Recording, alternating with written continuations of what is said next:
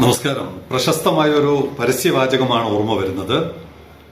സ്വർണം വീട്ടിൽ വച്ചിട്ട് എന്തിന് തെണ്ടി നടപ്പോ. സെലിംഗമറ്ററി ആരംഭിക്കുന്നു.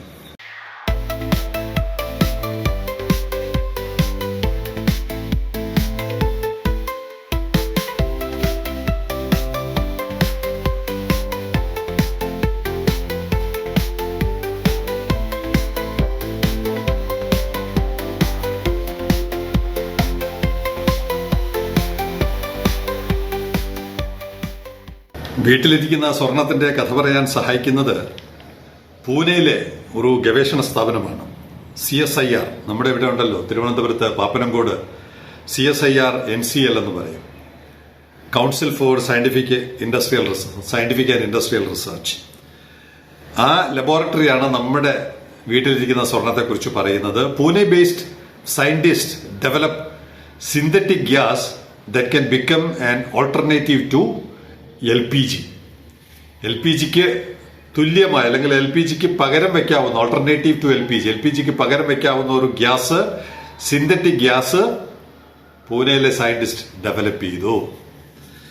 എന്താണ് അതിന്റെ ഒരു base material? The technology developed at CSIR NCL converts, ഞാൻ പറയുന്നതിന് മുമ്പ് അടിയുടെ symbol, methanol. The technology developed at CSIR NCL converts methanol into dimethyl ether using a highly active and cost-effective catalyst. ഇപ്പൊ മെത്തനോൾ ഉണ്ടെങ്കിൽ കോസ്റ്റ് ഇഫക്റ്റീവ് ആയിട്ടുള്ള ഒരു catalyst അതിനകത്ത് ഇട്ട് കൊടുത്താൽ മതി, അല്ലെങ്കിൽ അതിലൂടെ കടത്തി വിട്ടാൽ മതി. LPGക്ക് തുല്യമായ ഗ്യാസ് കിട്ടും. നമ്മൾ ഈ LPG ഹോർമോസ് കടലെടുക്കുന്ന വരുന്നത്, ഞാൻ കഴിഞ്ഞ ആഴ്ച 1.5 ആഴ്ചയോളം കാത്തിരുന്നിട്ടാണ് എനിക്കൊരു LPG സിലിണ്ടർ കിട്ടിയത്.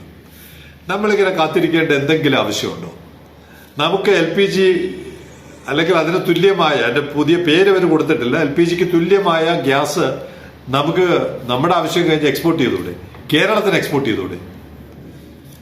ഇതൊക്കെ ആരോട് പറയാനെന്നറിയില്ല. 925 926 ദിവസമായി കിടന്ന് ചലയ്ക്കുക, അലയ്ക്കുക, നിലവിളിക്കുക എന്നൊക്കെ പറയുന്നത് പോലുള്ള കലാപരിപാടി സെലിംഗമറ്ററി തുടർന്നുകൊണ്ടിരിക്കുകയാണ്.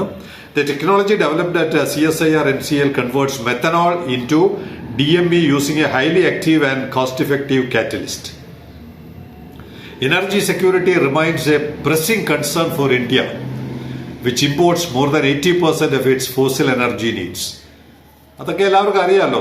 ഇന്ത്യ ഇറക്കുമതിയാണ് 80% fossil energy, imports more than 80% of its fossil energy needs. ബാക്കി കുറച്ച് ബോംബെ ഹൈ എന്നും ആസാം എന്നും ഒക്കെ ആയിരിക്കും, ഗോദാവരി ഇവിടെ നിന്നൊക്കെ. എന്തായാലും 80%, ഇന്ത്യ പോലുള്ള രാജ്യത്ത് 140-150 കോടിയോളം ജനങ്ങൾക്ക് ആവശ്യമായിട്ടുള്ള LPG, അതിന്റെ 80% എന്ന് പറഞ്ഞാൽ 100 കോടിയിലധികം LPG സിലിണ്ടറുകൾ ഓരോ മാസവും ഇറക്കുമതി ചെയ്യാണ്.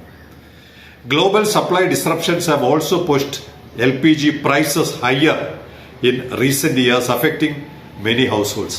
ഞാൻ ഉൾപ്പെടെ ഇരയാണ്. വില വർദ്ധിച്ചു. കൊണ്ട് തരുന്നയാൾ പോലും അയാൾക്ക് ഒരു പടി കൊടുക്കണമല്ലോ നമ്മൾ. ഞാൻ ചോദിച്ചു, പഴയത് തന്നാ മതിയോ? പോരാ, കൂട്ടണം. എന്താണ്? ഹോർമോസ് യുദ്ധം.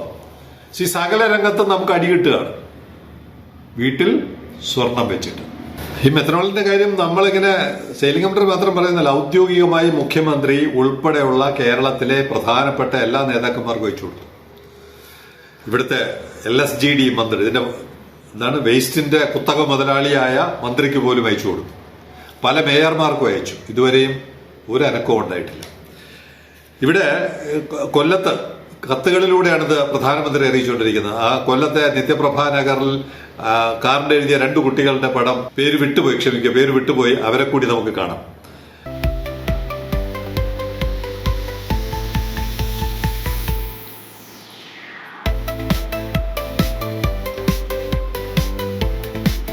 Apart from cooking fuel, DME has several industrial and commercial uses. It can work as an automotive fuel. അടിയുള്ള സിമ്പൽ. ഇത് വെച്ച് ഓട്ടോറിക്ഷ ഓടിക്കാം, കാർ ഓടിക്കാം, ട്രെയിൻ ഓടിക്കാം. ഓട്ടോമൊബൈൽ ഫ്യൂവലാണ്.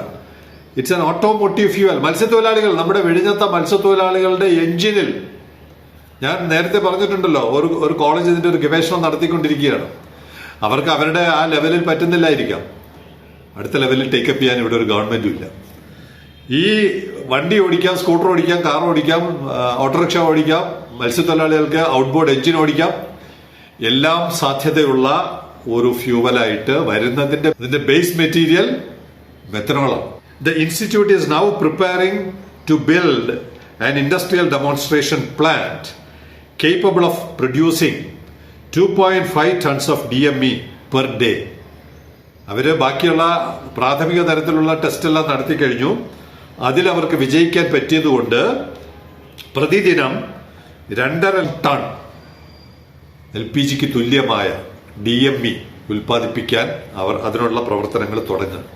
ഇവിടെ ഇതുപോലെ ഒരുപാട് ഗവേഷണവും പൈലറ്റ് സ്റ്റഡിയും കേസ് സ്റ്റഡിയും ഒക്കെ നമ്മുടെ നാട്ടിൽ നടക്കുന്നുണ്ട്. നല്ല മിടുക്കരായ ശാസ്ത്രജ്ഞർ നമ്മുടെ നാട്ടിലുണ്ട്, ഇല്ല എന്ന് പറയുന്നില്ല. കമ്മിറ്റഡ് ആയിട്ടുള്ള ആളുകളുണ്ട്. ഞാൻ പണ്ടൊരിക്കൽ ബാർക്കിലെ കഥ പറഞ്ഞല്ലോ. India has developed thorium technology. ഓട്ടോമൊബൈലിന് 8 ഗ്രാം തോറിയം കൊണ്ട് 1 വർഷം ഓടുന്ന കാറ്, അതിന്റെ ടെക്നോളജി ഡെവലപ്പ് ചെയ്ത ഒരു സയന്റിസ്റ്റിന്റെ കഥ ഇടയ്ക്ക് ഞാൻ പറഞ്ഞിരുന്നു. അതുപോലുള്ള മിടുക്കരായ സയന്റിസ്റ്റുമാർ ഇന്ത്യക്കുണ്ട്. പക്ഷേ ഈ ഗവേഷണം പൂനെക്കപ്പുറം പുറത്തു പോവില്ല. പൂനെക്കപ്പുറമല്ല, പൂനെയിലെ CSIR-ന്റെ അപ്പുറം പുറത്തു പോകില്ല. കാരണം എന്താണ്? പ്രേക്ഷകർക്ക് അറിയാമെങ്കിൽ എഴുതുക, കുറിപ്പിടുക. അതാണ് ഇന്ത്യ മഹാരാജ്യത്തെ വ്യാളി പോലെ കാർന്ന് തിന്നുകൊണ്ടിരിക്കുന്ന ചാര. നമ്മുടെ നാട്ടിലും ഉണ്ട് ചാരന്മാർ.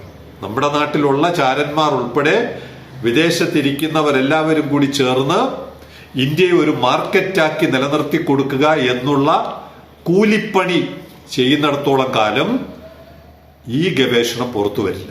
നമുക്ക് മെത്തനോളിൽ നിന്നൊരു DME കിട്ടി അത് വെച്ച് അടുക്കളയിലെ കുക്കിംഗ് ഗ്യാസ് ലഭിക്കും എന്ന് നമ്മൾ ആരും സ്വപ്നം കാണണ്ട.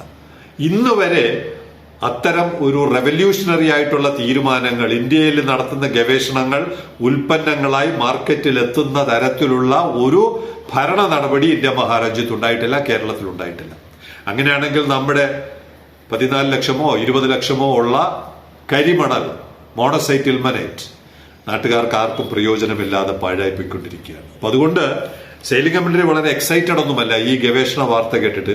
ഇതുപോലുള്ള പല ഗവേഷണ വാർത്തകൾ കേൾക്കി നമ്മൾ ഒരു ദിവസത്തേക്ക് അമിത ആഹ്ലാദത്തിൽ ഏർപ്പെടുകയും പിന്നെ നമ്മുടെ തന്നെ വിസ്മൃതിയിൽ അത് കടന്നു പോവുകയും ചെയ്യുന്നതോടുകൂടി അത്തരം ഗവേഷണങ്ങൾ പൂർണ്ണമായും അവസാനിക്കും. അതുകൊണ്ട് അതിനപ്പുറം ഇതിനെക്കുറിച്ച് നമ്മൾ ചിന്തിക്കേണ്ടതില്ല, പ്രതീക്ഷിക്കേണ്ടതില്ല. നമ്മുടെ തലവര എങ്ങനെയാണോ വരച്ചിരിക്കുന്നത് അതുപോലെ മാത്രമേ മുന്നോട്ട് പോവുകയുള്ളൂ.